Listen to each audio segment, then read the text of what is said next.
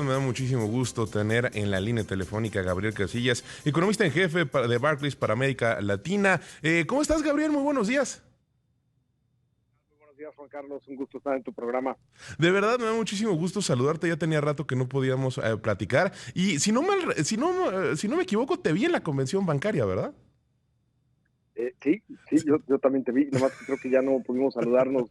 Eso de que hay tanta gente y tanto va saludando uno a las personas que luego se hace complicado, ¿no? Sí, no, y un rockstar como tú, bueno, pasabas por el pasillo y todos los comunicadores te querían saludar. Ah, qué amable, muchas gracias. Estimado Gabriel, pues bueno, me da muchísimo gusto platicar contigo, como ya lo dije, pero aparte de todo, pues estamos en un momento interesante. Ayer se tomó la decisión del Banco de México de recortar en 25 puntos base la tasa de interés, pero no quiero llamarlo sorpresa, porque cuando uno observa ciertas encuestas, había gran parte del mercado que lo esperaba. Entonces, cuéntanos, ¿qué es lo que estás viendo tú? ¿Qué es lo que analizas? ¿Y por qué se toma la decisión desde lo que tú puedes inferir en estos momentos? Bien, muchas gracias, Juan Carlos. Y gracias por la oportunidad. Sí, efectivamente, mira, más o menos, poquito menos de la mitad de analistas, incluidos nosotros, sí esperábamos la baja de tasas y un poquito más de la mitad, tantito más, esperaba que no. Entonces, una decisión muy dividida. Obviamente, el contexto es muy complejo, ¿no? No sabemos qué va a pasar, si la guerra se va a acabar al rato, mañana, o va a ser un conflicto prolongado. Lo que sí es que yo creo que las circunstancias hoy para la estructura de la economía mexicana no han cambiado, ¿no? Entonces, tienes ese ruido. Luego, el ruido de adentro de México, que tuvimos ese incremento fuerte de la inflación en la primera quincena de marzo, que fue principalmente impulsado por el precio del jitomate, ¿no? Entonces, pues tampoco puedes tomar una decisión con base en precio del jitomate, ¿no? Subes, bajas las tasas, uno, ni vas a bajar el precio del petróleo, ¿no? Ni lo vas a subir, ni le vas a hacer nada a los precios del jitomate. Entonces, el papel del banquero central es centrarse realmente, literal, ¿no? En las cosas que no son el ruido subyacente, sino meterte realmente en la economía, en la parte estructural, y esa no ha cambiado. Con la economía mexicana sí va a crecer más este año, es probable, pero aún así por debajo del potencial.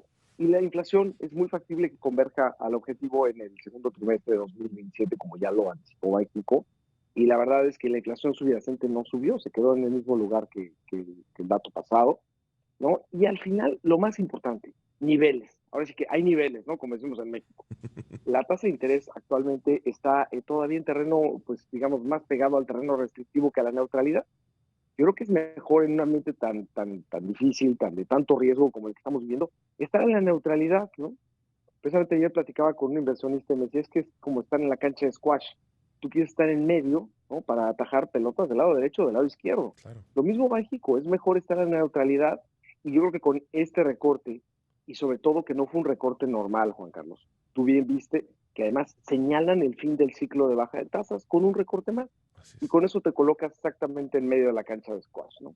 No, y ¿sabes qué? Me parece muy interesante porque digo, ya lo veremos en las minutas, pero por ejemplo, un subgobernador como Jonathan Heath hace unos 2 semanas le decía a Bloomberg en línea, pues yo creo que debemos de mantenernos, ¿no? Y no debemos de seguir los recortes porque hay mucha incertidumbre y debemos de ver qué es lo que está sucediendo con el mercado, tomar una pausa. También veremos quiénes fueron en realidad los demás que haya y cuáles fueron sus votos. Por ahí se dice que fue Galia Borja la que también votó para mantenerse, mientras que los otros tres miembros de la Junta fueron los que votaron para bajarla. Gabriel Cuadra y demás. Creo que tenemos que tener un análisis preciso y tratar de entender también qué es lo que sucede dentro de la Junta de Gobierno, porque hay opiniones marcadamente separadas y tenemos mucho tiempo sin tener decisiones que sean unánimes. Creo que por ahí solamente hubo una cercana a diciembre que también fue unánime, pero fuera de eso llevamos casi un año en el cual la Junta de Gobierno no se pone de acuerdo, lo cual no digo que esté mal, por algo es un órgano colegiado, ¿no? Y por algo es que se tienen a expertos en el tema tomando las decisiones, pero si ellos mismos no se ponen de acuerdo, ¿qué es lo que podemos esperar, no? Claro, pero no, tiene razón. O sea, siempre, además en México como que estamos muy acostumbrados a los consensos, ¿no? Como que Exacto. vemos desacuerdos y decimos algo está mal. Pero como tú bien dices, la verdad es que en estos órganos colegiados, qué bueno que haya desacuerdos, qué bueno que haya visiones diferentes. Al final la política monetaria no es una receta, no hay una regla, ¿no? Exacto. A veces es más un arte. Entonces, en ese sentido, qué bueno que haya opiniones que cambian, ¿no? Efectivamente, Galia Borja, la subgobernadora Galia Borja, fue la que votó en contra, en esta ocasión, ¿no? Votando también por una pausa. No sabemos o sea, cuáles son sus razones, ¿no? Porque no las vamos a ver hasta las minutas. Pero en el caso de Jonathan Heath, creo que él tiene un punto muy válido, sobre todo desde el punto de vista en el modelo que tiene el staff del Banco de México con respecto a las proyecciones de inflación, ¿no?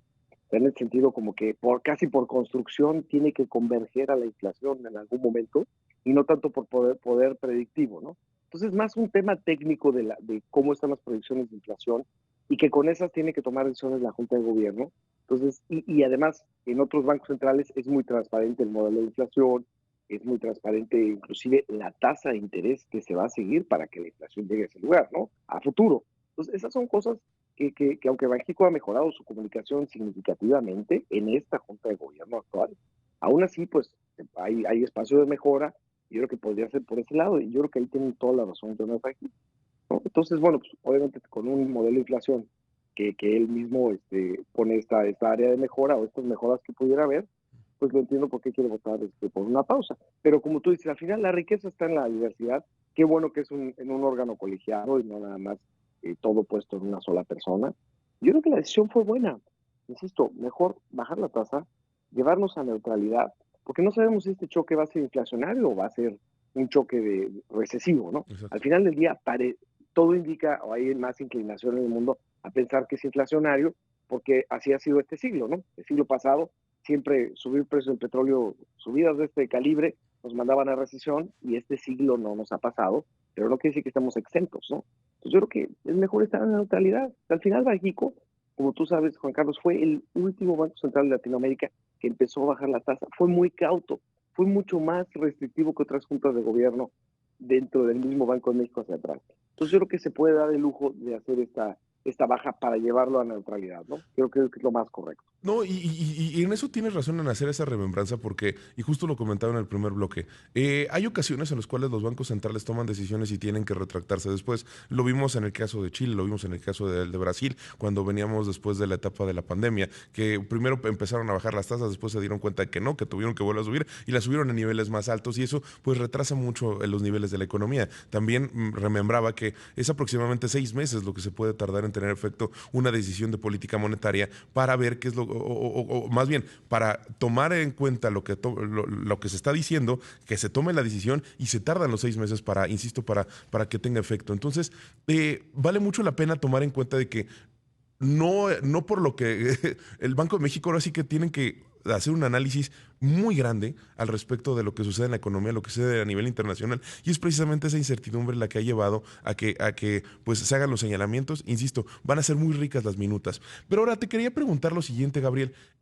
Justo estabas hablando del petróleo y cómo es que se ha movido ese mercado, y es parte de lo que ha generado la incertidumbre. Estaba Larry Fink en una entrevista hace unos días con la BBC, Larry Fink, el presidente y director general de BlackRock, el fondo de inversión más grande del planeta, y él mencionaba que si el barril de petróleo llegaba a los $150, estábamos hablando de una recesión. Pero te dejo precisamente la pregunta en la mesa porque me están diciendo que vamos a tener que hacer un corte. Lo que te quiero decir es, ¿qué están observando ustedes desde Barclays? ¿Qué están ustedes observando con respecto a cuáles son las proyecciones que podemos tener? Porque bien lo mencionabas, se espera que la economía mexicana vaya a crecer en medio de toda esta incertidumbre, pero pues va a crecer todavía bajo del potencial. Pero también está así el mundo, está Latinoamérica, la región que tú observas. Entonces, ¿te parece si nos vamos ahora, ya después de haber hablado un poco de política monetaria en este bloque, nos vamos un poco hacia este tipo de cosas en el siguiente, estimado?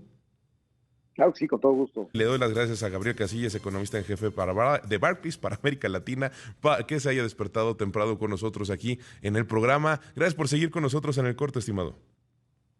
Al contrario, un gustazo estar en tu programa, Juan Carlos, como siempre. Pues bueno, te planteaba la pregunta de qué podemos esperar con cuestiones de petróleo e incertidumbre y demás, porque ya en el primer bloque platicábamos de política monetaria, te decía los comentarios de Larry Fink, pues bueno, quisiera saber qué es lo que opinan ustedes, qué es lo que están viendo. No creo que haya específicamente una proyección de cómo puede estar el barril del petróleo, pero sí como ver qué es lo que están opinando, qué es lo que están viendo, ahorita que ya vamos a empezar a entrar al segundo trimestre del año en este 2026. Claro, bueno, como bien dices, tenemos que ser humildes en nuestras opiniones porque pues, no tenemos la bola de cristal, pero sí tenemos ciertas cosas que podemos observar. Primero que nada, yo no he visto a ningún analista serio de petróleo cambiar sus pronósticos de petróleo por arriba de $100 por barril, ¿no? De manera, digamos, continua, ¿no? Durante el año, el Ujú. promedio. Eso no lo he visto. Y segundo, si vemos lo que pagan los traders, ¿no? Los operadores de este mercado de petróleo, en la curva de futuros a los próximos meses, incluyendo más de 12 meses, no está por arriba de $100 por barril, ¿no? Entonces, hasta el momento, lo que tienen anticipado los mercados y los analistas es que el precio del petróleo no se va a quedar a estos niveles, ¿no? Arriba de 110, ni siquiera arriba de $100 por barril. Por el momento, así es como se observan las cosas en los mercados y yo creo que eso es lo más importante que tenemos, porque al final ellos están poniendo su dinero ahí, ¿no? Le están apostando, ¿no? Como se dice vulgarmente. Entonces, en ese sentido, bueno, ¿qué pasa con los comentarios de Larry Fink que me parecen, pues, que sí son muy atinados en la mayoría de las ocasiones? Y pensar que el petróleo de $150 por barril nos puede mandar a una recesión, pues sí es factible. Insisto, no porque este siglo, que sí hemos tenido picos de precio del petróleo fuertes, el más reciente de 2022, que no nos mandó a recesión, no quiere decir que en esta ocasión estemos exentos, ¿no? Aparentemente, este choque que estamos viviendo, Juan Carlos, es un poco menos fuerte que el de 2022, porque en 2022 teníamos con lo de Rusia y Ucrania, teníamos tres choques de oferta y uno de demanda, ¿no? ¿Por qué tres de oferta? Pues uno el de petróleo, gas, etcétera. Dos, teníamos el choque de fertilizantes y tres, el de granos, ¿no? Porque sabemos Claro. que Rusia y Ucrania son grandes productores de grano. Y del lado de la demanda veníamos después de COVID, donde la gente quería salir y estaba dispuesta a pagar lo que fuera por un boleto de avión o ir a restaurantes, etcétera. En esta ocasión no tenemos el choque de granos, sí tenemos el de petróleo y el de fertilizantes, y no tenemos el choque de demanda. Entonces, por el momento no se ve tan grave como ese choque, por lo cual está bien. Pero si nos manda a $150 por barril, creo que un buen ejemplo, Juan Carlos, es lo que pasa en el sureste asiático. En muchas economías emergentes como Tailandia ya tienen escasez de ciertos combustibles, ¿no? De gas, de gasolina. De repente, pues la economía pues, se tiene que parar, ¿no? Tiene que decir, ¿sabes qué? Martes y jueves no vaya la gente a trabajar, ¿no? Para que no se movilice, no se utilice gasolina, y eso obviamente te resta actividad económica. Entonces, ahí sí, en ciertos países del sureste asiático ya han empezado a vivir las consecuencias del lado de actividad económica, olvídate de la inflación. Entonces, yo creo que el comentario de Larry Fink es muy válido, ¿no? No, y creo que lo podríamos resumir de la siguiente manera, no sé si estás de acuerdo conmigo, que es que no, como bien dices, no hay ningún analista serio que haya cambiado sus proyecciones, pero no sabemos cuánto tiempo vamos a seguir teniendo esta volatilidad. Eh, y eso es porque los anuncios que vienen desde la Casa Blanca, desde Israel, desde Irán, son encontrados normalmente. Se supone que hay charlas, pero nadie del lado de Irán está diciendo que es cierto. Por ahí se sabe de una respuesta a la petición de 15 puntos para acabar con el conflicto de Estados Unidos, que fue de 5, y por el otro lado tienes al presidente de la Unión Americana que está buscando muchas veces con sus mensajes la tranquilidad de los mercados, la tranquilidad de los inversionistas, porque pues el día de ayer estaban cerrando en rojo todos los mercados y pues vemos que dice, bueno, voy a detener nuevamente o voy a postergar nuevamente los bombardeos, porque, y esto se supone que estamos en conversaciones, pero no sabemos exactamente con quién conversa, aunque por ahí el Wall Street Journal ya más o menos nos dio un panorama de lo que está sucediendo. Entonces, ese tipo de cosas son las que no permiten que las proyecciones se logren y que se diga, bueno, pues va a ser hasta el tercer trimestre cuando vamos a seguir teniendo esta volatilidad. Creo que más o menos estamos en eso, ¿no? Sí, exacto. Y hago dos cosas bien importantes de lo que dijiste. Uno, la duración es la variable clave. O sea, si la guerra se acaba o el conflicto, vamos, desde el punto de vista de que esté causando estas interrupciones en las cadenas de suministro, ¿no? Que no permitan pasar barcos por el estrecho de Hormuz. Eso si se acaba mañana, al rato o dentro de una semana, la verdad es que estamos en un mundo muy bueno, Claro. donde no tendremos un choque inflacionario grande y no, probablemente no venga recesión, ¿no? Entonces, pero pues si se tarda más, la duración es la variable clave.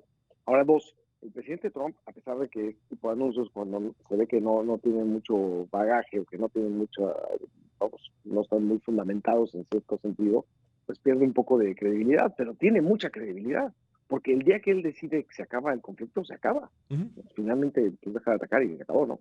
Entonces, sí hay credibilidad un poco en eso, por eso los mercados están con estas oscilaciones, en donde, ok, claramente, pues en la medida en que no se ve ese eco que tú mencionas del lado de Irán, pues entonces pierde un poco de credibilidad de sus mensajes.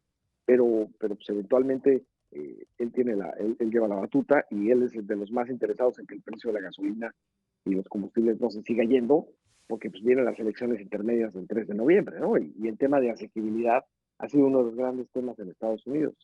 Entonces, por eso todavía muchos piensan que se puede acabar antes y por eso nadie está cambiando su pronóstico, creo yo. Claro. Ahora, estimado, pasemos nuevamente de tema. Ahora, inflación. México la vimos inesperadamente al alza, 4.63%. ¿Qué nos puedes decir al respecto? ¿Qué es lo que está sucediendo con la inflación en nuestro país? Y bueno, algo bien importante, el precio del jitomate eh, nada más contribuyó con 22.3 puntos base. O sea, es decir, la inflación pudo haber sido de 4.4, ¿no? O menos, simplemente si el precio del jitomate no hubiera subido. Entonces, pues sí, el precio del jitomate pesa mucho y es sumamente volátil, ¿no? Puede estar en 8 pesos el kilo o en 50, ¿no? Y pesa pues, alrededor del 0.5% de la canasta del índice nacional del precio al consumidor. Entonces, pues obviamente es el responsable de gran parte de la volatilidad de la inflación. Y luego hubo otros vegetales también, ¿no? Como el limón o el tomate verde, ¿no? Y tantito por ahí el pollo también. Entonces, realmente no puedes tomar decisiones de política monetaria, tú lo sabes bien, porque suba el precio del jitomate, ¿no? Entonces, alguna vez el exgobernador Cartes dijo, cuando había esta fiebre aviar que mandó el precio del huevo al cielo, dijo, pues no por subir las tasas se van a aliviar las gallinas Así o es. ya van a poner más huevos, ¿no? Entonces, vamos, hay que poner la inflación subyacente estuvo en línea. Los participantes de los mercados traíamos 0.22, ¿no? Y fue 0.22, ¿no? La inflación quincenal de la primera quincena de marzo. Entonces, yo creo que la inflación subyacente está contenida, el tipo de cambio se ha comportado muy bien. O sea, a pesar de esta volatilidad que hemos visto que unos días están 17.30 y otros en 17.90, casi 18, la verdad es que es de las monedas que mejor se ha comportado. Y si les preguntamos a los exportadores, pues, la verdad es que se les hace que está muy fuerte el tipo de cambio y les gustaría que estuviera más alto. Y si les preguntamos a la mayoría de los empresarios, oye, ¿sientes que la economía está bullante? Nadie te va a decir que sí. O sea, la economía sí va a crecer un poco más, pero estamos muy por debajo de potencial. Entonces, la verdad, tienes una inflación que está más impulsada por ciertos factores que no son necesariamente la demanda, ¿no? Y luego tienes una economía que sí, que está un poquito mejor, pero sigue estando bastante estancada, ¿no? No por nada la presidenta Sheinbaum tiene esta urgencia por sacar este plan de infraestructura para empezar a apoyar el crecimiento, porque no estamos creciendo mucho. Entonces tienes esa parte de la economía y el tipo de cambio se ha comportado bien. Si le preguntas a los empresarios exportadores dónde te gustaría el tipo de cambio, estoy seguro que dirían que por arriba de 18 y más por alrededor de 19, que además los modelos estos de tipo de cambio real de largo plazo demandan a esos niveles. Entonces, si estás ahí y tienes una tasa todavía que está más del lado del terreno restrictivo, ¿no? Volviendo un poco a la política monetaria con este tema de inflación, pues qué mejor que ponerla en un lugar más neutral, ¿no? Pero la inflación se ve bien controlada, la verdad. O sea, nada más los temas, por ejemplo, que critica Jonathan Heath de la parte del pronóstico de inflación, pues son temas importantes que hay que ir mejorando. Hay espacio de mejora. Banco de México hace una gran labor, tiene gran credibilidad, ha mejorado mucho su comunicación, pero siempre todos los bancos centrales tienen un espacio de mejora. En el caso de México es ese modelo de inflación, ya sea hacerlo más transparente, etcétera. Pero también, por el momento no tienen un director general de investigación económica, no tienen un chief economist. Entonces, en cuanto lo nombren, yo pensaría que ese va a ser uno de sus retos y las cosas que va a querer mejorar, ¿no? Completamente de acuerdo contigo, Gabriel, de verdad. No podría agregar nada y creo que lo que mencionas al respecto también sobre la comunicación del Banco de México es muy acertado. Nos quedan pocos minutos de la entrevista, un par de minutos más nada más. No quisiera que nos vayamos sin que nos digas puntualmente cuáles son las proyecciones que están viendo ahorita ustedes para el término del año en cuestiones de crecimiento del PIB de México, la inflación y otra proyección ahí por ahí que se me está olvidando preguntarte. Sí, claro. Mira, para el crecimiento traemos un crecimiento del PIB de 1.7% este año, Ujú. que está un poquito por arriba de lo que trae el consenso de analistas que anda entre 1.4 y 1.5, que es más del doble que lo que creció el PIB el año pasado, ¿no? Que creció 0.6, lo cual es muy bueno, pero aún así estamos por debajo del 2.3, 2,5%, que es lo que solíamos crecer los últimos casi 50 años. Entonces todavía estamos por abajo, pero es un mejor crecimiento y viene muy impulsado del crecimiento de Estados Unidos, que está creciendo la economía muy bien. Estamos esperando 2.6% de crecimiento de Estados Unidos y que la parte manufacturera, en donde después de COVID la gente ya no quiso comprar bienes, querían gastar en experiencias, viajes, restaurantes.